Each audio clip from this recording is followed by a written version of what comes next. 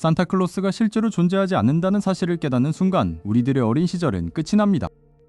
저 또한 평범한 고등학생이 되면서 우주인이나 미래인 같은 환상은 가슴 한구석에 묻어두기로 했죠. 하지만 고등학교 입학식 날 제 뒷자리에 앉은 한 소녀가 모든 상식을 박살 내버렸습니다. 스즈미야 하루이라는 이름의 이 소녀는 자기소개부터가 남달랐습니다. 그녀는 평범한 인간에게는 전혀 관심이 없으니 우주인이나 미래인, 초능력자가 있다면 자신에게 오라고 당당히 외쳤죠. 교실 안은 순식간에 정적에 휩싸였고 모두가 그녀를 이상한 눈초리로 쳐다보았습니다. 하지만 왠지 모르게 저는 이 말도 안 되는 선언을 하는 소녀에게 눈길을 뗄 수 없었습니다. 하루이는 매일같이 머리 모양을 바꾸며 등교하는 기묘한 규칙을 가지고 있었습니다. 월요일엔 하나, 화요일엔 둘 하는 식으로 리본의 개수까지 철저히 계산된 행동이었죠. 참다 못한 제가 그 규칙에 대해 말을 걸자 그녀는 의외로 진지하게 대답해 주었습니다. 요일마다 다른 전파를 수신하기 위한 장치라는 그녀의 설명은 여전히 이해하기 힘들었지만요. 그날 이후 하루이는 머리 모양을 바꾸는 것을 그만두고 노란 리본으로 정착했습니다. 학교의 모든 클럽에 가입해 보았지만 그 어떤 곳에서도 만족을 느끼지 못한 그녀는 늘 불만이 가득해 보였습니다. 세상에 재미있는 일이 하나도 없다며 한숨을 쉬는 그녀에게 저는 가벼운 제안을 하나 던졌습니다. 마음에 드는 클럽이 없으면 직접 만들면 되지 않겠느냐는 말이 화근이었습니다. 그 말을 듣는 순간 하루이의 눈동자가 번쩍이며 말도 안 되는 활기를 띠기 시작했습니다. 그녀는 제 멱살을 잡다시피 끌고 가며 당장 새로운 클럽을 만들자고 선포했습니다. 그렇게 탄생한 것이 바로 세상을 떠들썩하게 만들 SOS단이었습니다. 세상을 들썩이게 만들기 위한 스즈미야 하루이의 단체라는 어처구니 없는 이름이었죠. 저는 단원 1호라는 명목으로 강제 가입되었고 온갖 잡무를 떠맡게 되었습니다. 하지만 클럽을 운영하려면 최소한의 인원이 더 필요하다는 사실이 그녀를 고민하게 했습니다. 하루이는 문예부시를 무단 점거하며 그곳에 남아있던 유일한 유령 부원인 나가토 유키를 포섭했습니다. 안경을 쓰고 말없이 책만 읽는 나가토는 하루이의 폭풍 같은 선언에도 미동조차 하지 않았습니다. 하루이는 이어서 귀엽고 모성애를 자극하는 마스코트가 필요하다며 상급생인 아사히나 미쿠루를 납치해왔습니다. 울먹이는 미쿠루 선배에게 강제로 메이드복을 입히는 하루이의 행동은 그야말로 폭군 그 자체였습니다. 마지막으로 수수께끼의 전학생이라는 타이틀을 가진 코이즈미 이츠키까지 합류하며 SOS단은 구색을 갖췄습니다. 겉보기에는 그저 평범한 고등학생들의 동아리 활동처럼 보일지도 모릅니다. 하지만 하루이가 주도하는 활동들은 점점 상식의 범주를 벗어나기 시작했습니다. 그녀는 시내를 돌며 우주인의 흔적을 찾겠다며 우리들을 이리저리 끌고 다녔죠. 아무리 찾아도 나타나지 않는 초자연적 현상에 하루이의 짜증은 극에 달해갔습니다. 그런데 어느 날 늦은 밤 저는 나가토 유키로부터 믿을 수 없는 호출을 받았습니다. 그녀는 저를 자신의 아파트로 불러 조용히 차를 대접하며 충격적인 진실을 털어놓았습니다. 자신은 인간이 아니며 정보를 통합하고 관리하는 사념체에 의해 만들어진 대인 인터페이스라고 말이죠. 처음에는 그녀가 하루이의 장단에 맞춰 농담을 하는 줄로만 알았습니다. 하지만 나가토의 눈빛에는 그 어떤 거짓이나 감정의 흔적조차 보이지 않았습니다. 그녀는 스즈미야 하루이가 이 세계를 마음대로 재구축할 수 있는 신적인 능력을 갖추고 있다고 경고했습니다. 하루이 본인은 그 사실을 전혀 모르고 있지만 그녀의 감정 변화에 따라 세계의 운명이 결정된다는 것이었죠. 나가토의 말이 사실이라면 평범한 고등학교 생활은 이미 끝난 것이나 다름없었습니다.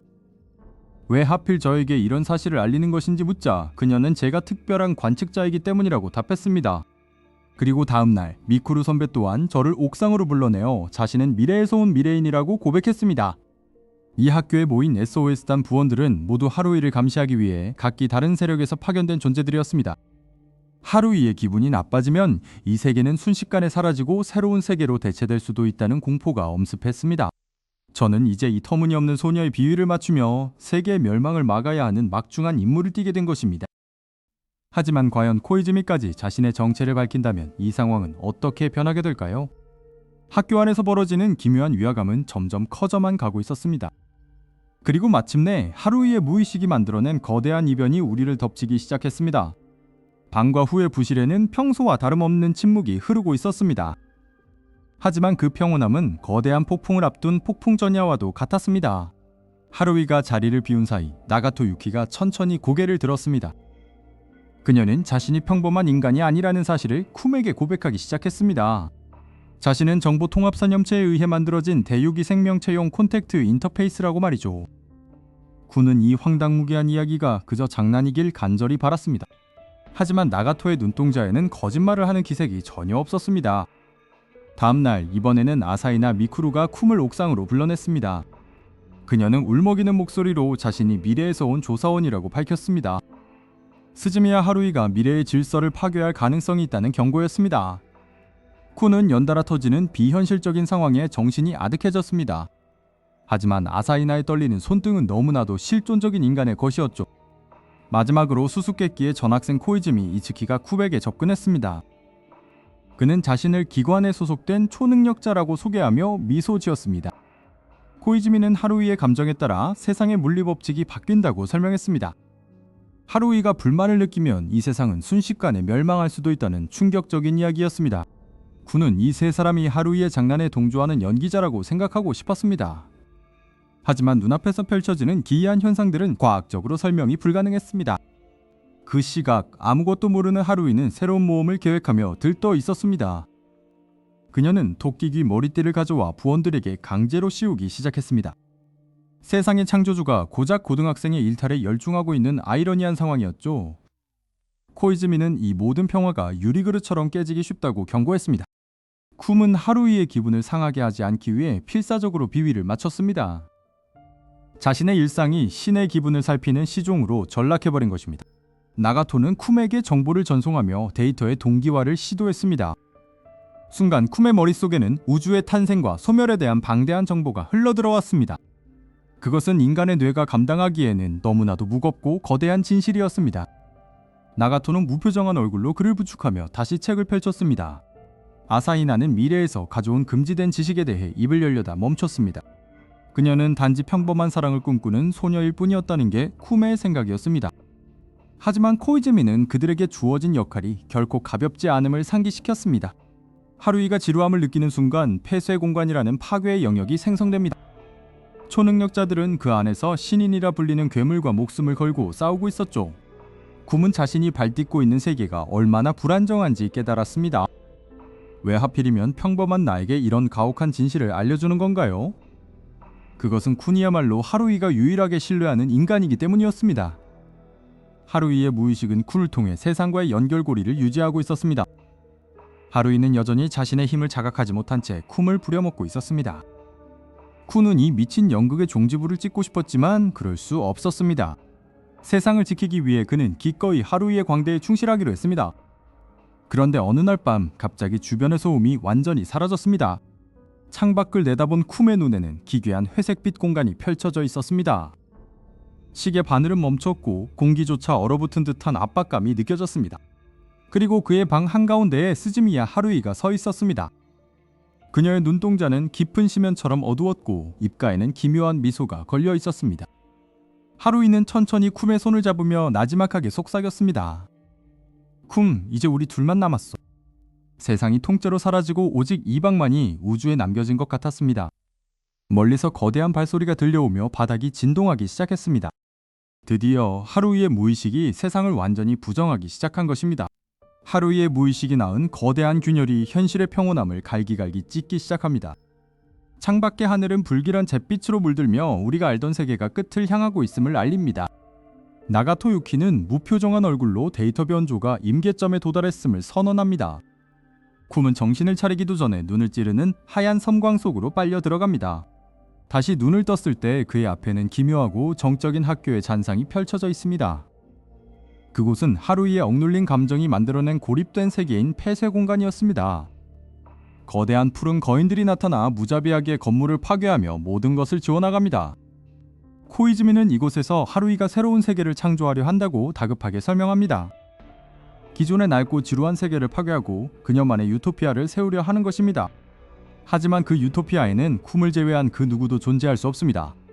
쿤은 혼자 남겨진 하루이가 저 멀리서 힘없이 앉아있는 것을 발견합니다. 그녀의 눈에는 평소의 자신만만함 대신 깊은 고독과 슬픔이 서려 있습니다.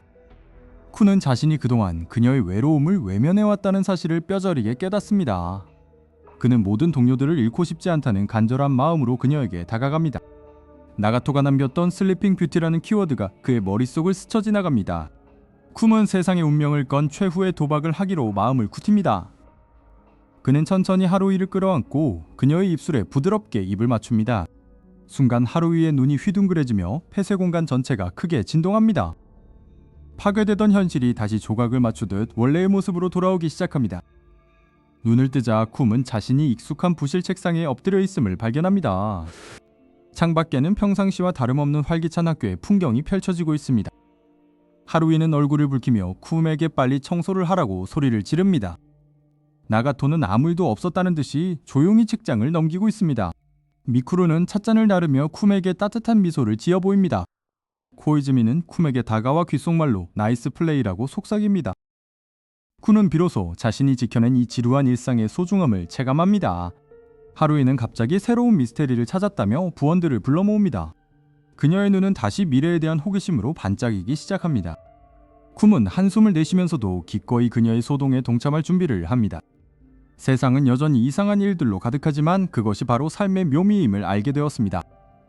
SOS단은 오늘도 여전히 보이지 않는 곳에서 세계를 지탱하고 있습니다.